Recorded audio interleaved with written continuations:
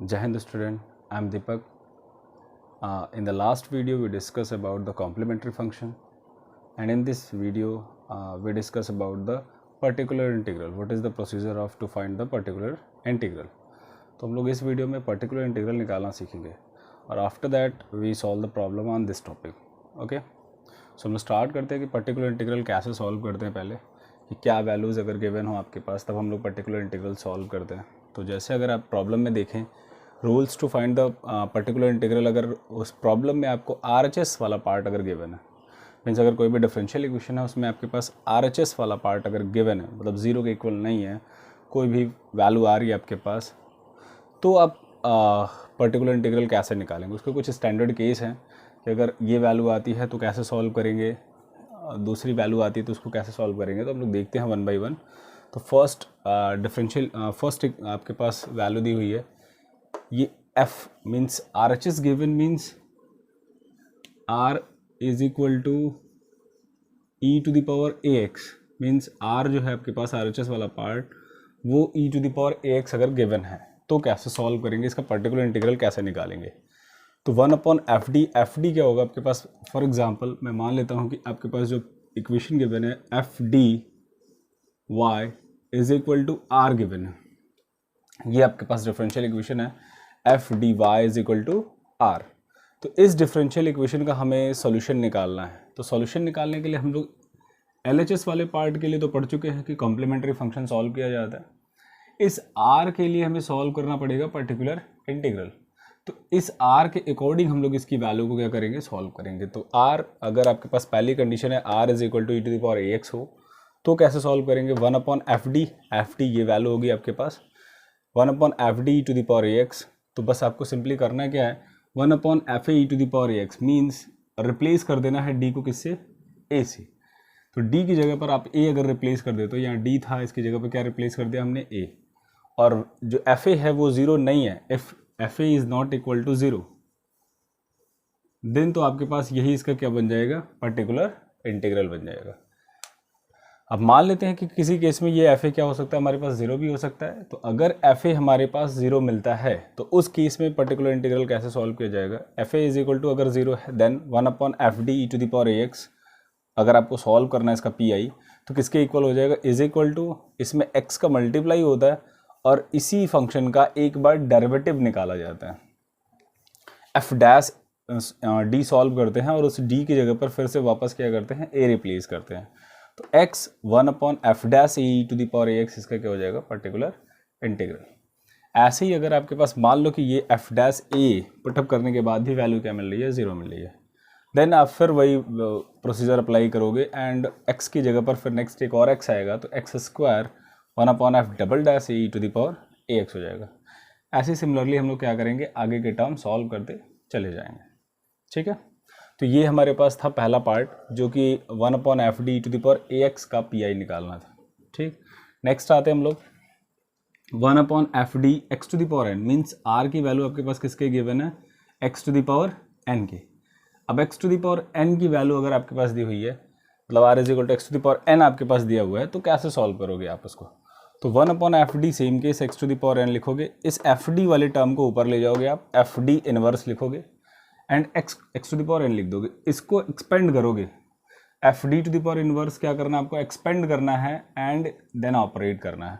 अब इसको एक्सपेंड कैसे करेंगे, एक्सपेंड करने के लिए अगर आप किसी भी फंक्शन को ले जाते हो ऊपर, तो ये मान लो कुछ ये फंक्शन आपके पास 1 माइनस डी का फॉर्म बनाना होता है, या 1 प्लस डी या डी स्क्वायर कोई भी फंक्शन आता है, 1/fd का फॉर्म बनाना होता है. ऐसा अगर आप फॉर्म करते हो टू द पावर -1, तो इसको बाइनोमियल थ्योरम से हम लोग क्या करते हैं, बाइनोमियल थ्योरम से एक्सपेंड करते हैं. बाइनोमियल थ्योरम से एक्सपेंड करने के बाद हम लोग इसको ऑपरेट करते हैं डेरिवेटिव को, फिर हमारा सॉल्यूशन मिलता है. ये प्रॉब्लम हम लोग करेंगे कि कैसे ऊपर ले जाएंगे इन्वर्स करके and x to the power n को कैसे हम लोग मल्टीप्लाई करके सिंप्लीफाई करेंगे. ठीक है, बस आपको ये याद रखना है कि अगर इसका आपसे x to the power n का pi पूछ रहा है तो आपको fd to the power inverse करना है and x to the power n लेना है, और वो कैसा बनना चाहिए, 1+fd टू द पावर -1 का फॉर्म आना चाहिए. देन आप उसको बाइनोमियल थ्योरम से एक्सपेंड कर पाओगे. ठीक है, नेक्स्ट हमारे पास थर्ड है कि अगर r की वैल्यू किसके इक्वल आपके पास, r is equal to sine ax, तो इसका pi कैसे सॉल्व करेंगे. तो if r is equal to sine A x then 1/f(d²) sine A x. अब वहाँ पर d लेते थे, अब इस केस में हम लोग d² वाली वैल्यू ले रहे हैं। तो जहाँ पर d² होगा वहाँ पे 1/fa² माइनस साइन ए एक्स, यहाँ पे माइनस a² आएगा, fa 1/f minus a² sine ए एक्स। रिप्लेस करेंगे क्या इसमें, d² को किससे रिप्लेस करेंगे, माइनस a² से। तो ये रिप्लेसमेंट आपको याद रखना है कि जब भी हमारे पास साइन ए एक्स आएगा तो उसको उसमें जो a दिया होगा वो a रिप्लेस होगा किससे, साइन d² को किससे रिप्लेस करेंगे, माइनस a² से। यहाँ पर जो a है वो आपके पास वही a यहाँ पर रिप्लेस हो रहा है। ऐसे ही कॉस में आएंगे तो कॉस की वैल्यू क्या हो जाएगी, 1/fd², cos a x is equal to 1/fa minus a² cos a x. Replace करेंगे इसमें भी d² को किससे, माइनस a² से।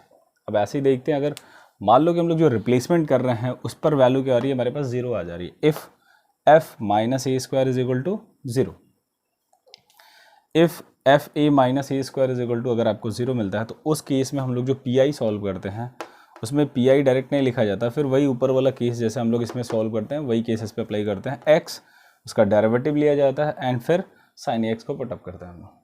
इसी तरीके से अगर कॉस में भी आता है तो कॉस की वैल्यू भी बन जाएगी आपके पास, if f minus a² is equal to 0 then 1/f(d²) sine A X क्या आ जाएगा आपके पास,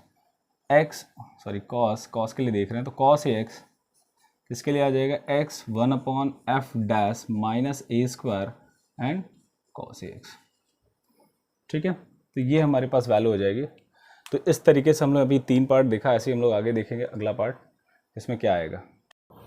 सो नेक्स्ट हमारे पास है 4th 1/fd(e⁴ax 5x is equal to e⁴ax upon d(f(d + a 5x। कहने का मतलब है कि अगर आपके पास कोई ऐसी वैल्यू हो जो e⁴ax और 5x के साथ मल्टीप्लाई हो तो उसका पर्टिकुलर इंटीग्रल कैसे निकालेंगे।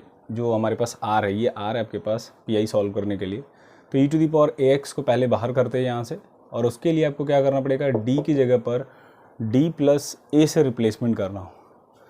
तो e⁴ax बाहर हो जाएगा हमारे पास, और उसके बाद जो वैल्यू आएगी उसको आपको फिर जैसे आप सिंपली सॉल्व करते हो जो भी 5x होगा उसके अकॉर्डिंग हम लोग सॉल्व कर लेंगे।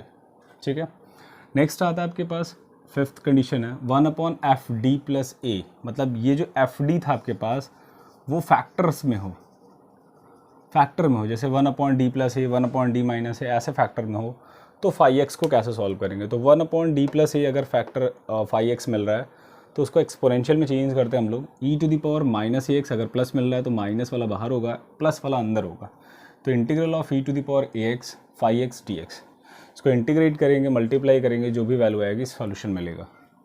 1/d + -a 5x is equal to e⁴ax integral of e⁻−ax 5x dx। जैसे यहाँ पे माइनस था तो माइनस अंदर आएगा, पॉजिटिव बाहर आएगा आपके पास। ठीक है, तो ये प्रॉब्लम्स आएंगे तो हम लोग देखेंगे इसको कि कैसे बाहर करते हैं हम लोग। नेक्स्ट एंड लास्ट आपके पास है 6th 1/fd(x⁴n sin ax और 1/fd(x⁴n cos ax। मतलब ये दोनों वैल्यूज़ अलग अलग हैं। अगर x⁴n sin ax मल्टीप्लाई में आ जाए, x⁴n cos ax मल्टीप्लाई में आ जाए तो उसको कैसे सॉल्व करेंगे। हम लोग जानते हैं कि 1/fd(x⁴n को ऐसे ही रखो। ये मैं अभी इसको जो sin ax लिखा हुआ उसको मैं cos ax + i sin ax लिख रहा हूँ। क्यों, क्योंकि हम लोग इसको एक्सपोनेंशियल में चेंज करना है। तो एक्सपोनेंशियल में चेंज करने के लिए हम लोग ये वैल्यू खुद से ले रहे हैं, ये पुटअप कर रहे हैं हम लोग, है ना, ये खुद पुट कर रहे हैं। यहाँ पे जो वैल्यू है हमारे पास उसको ले रहा है। तो अगर हम लोग देखें तो 1/fd(x⁴n e⁻iota(x), क्योंकि ये पूरी वैल्यू किसके इक्वल होती है, अगर हम लोग देखें तो ये पूरी वैल्यू होती है e⁻iota(ax) हो जाएगा। ठीक है, तो ये iota(ax) की वैल्यू है। अब यहाँ पर हमने पुट किया इसको। अब iota(ax) को हम लोग बाहर निकालना जानते हैं, क्या होता है हमारे पास, अभी हमने देखा ऊपर कि अगर iota मतलब e⁴ax मल्टीप्लाई हो तो e⁴ax को कैसे बाहर करते हैं, d को d + a से रिप्लेस करके। ऐसे ही हमने यहाँ से जो iota(ax) लिखा हुआ था इसको बाहर करना है, तो बाहर करने के लिए हमने d + iota(ax) से क्या किया, मतलब d की जगह पर रिप्लेस कर दिया। तो ये आ गई वैल्यू हमारे पास। अब इसके बाद हमें क्या करना है, अब इसका जो सोल्यूशन मिलेगा हमारे पास रियल पार्ट का वो कॉस के लिए हो जाएगा, और जो इमेजिनरी पार्ट का मिलेगा वो किसके लिए हो जाएगा।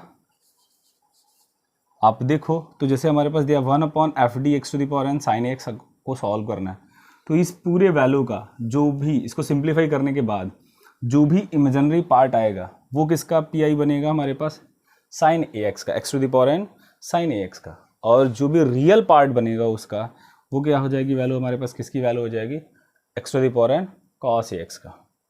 ठीक है, तो ये हमारे पास कुछ पी आई थे जिनके फॉर्मूले आपको याद करने हैं। अब वो फॉर्मूले अगर आपको याद रहे तो हम लोग इस पर प्रॉब्लम क्या करेंगे, सॉल्व करेंगे। ठीक है, तो जय हिंद स्टूडेंट। अगली वीडियो में हम लोग क्या करेंगे, इसके ये आपको लर्न करने हैं और उसके बाद अगली वीडियो में हम लोग क्या करेंगे, अब इस पर रिलेटेड प्रॉब्लम्स को सॉल्व करेंगे। ओके, जय हिंद स्टूडेंट।